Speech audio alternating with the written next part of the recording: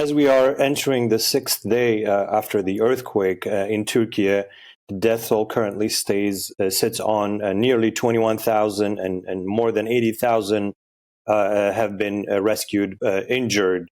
The situation is very dire, and it's one of the perhaps century's greatest disasters, not only in Turkey but also in northern Syria.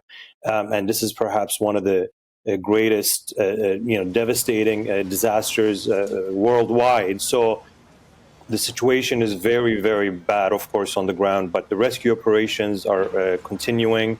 And we still have, despite the fact that it's been nearly 6 days, we still have people being rescued alive. So this is something that we are holding on with hope that more lives will be saved with the search and rescue operations on the ground.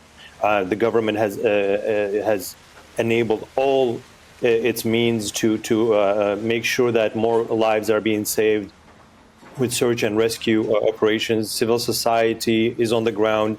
Nearly 150,000 people currently are working in the earthquake zones with doctors, with rescue teams, with just volunteers.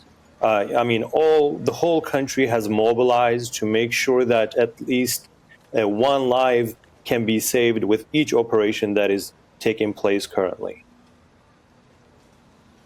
These stories of 10-year-old babies being pulled from the rubble 5 days later, and fantastic that the rescuers are still continuing with their work. The picture is a little different in Syria, though, isn't it? Less help there, only just having reached the country yesterday through those rebel-held territories. That is very, very true, and it's very unfortunate that on top of the already harsh conditions due to the ongoing war in Syria and the earthquake, search and rescue operations, unfortunately, have also been affected by that due to sanctions, due to the not very good already aid corridor. So the number there we are hearing is less than what is happening in Turkey, but whether this number actually reflects what's on the ground, it's something else also. So only very recently the corridor has been opened and international support is flowing in now.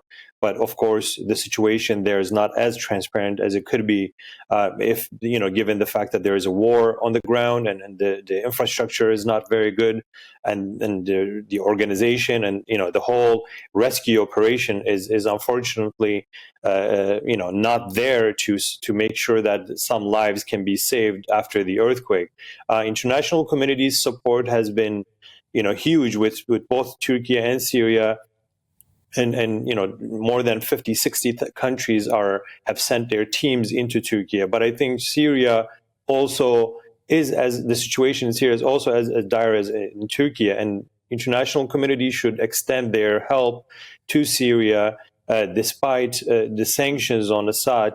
Any life that could be saved will be something that international community need to consider when they are sending and their efforts in, their teams in, or the aid corridor, their medical supplies or food, humanitarian aid that could be sent in.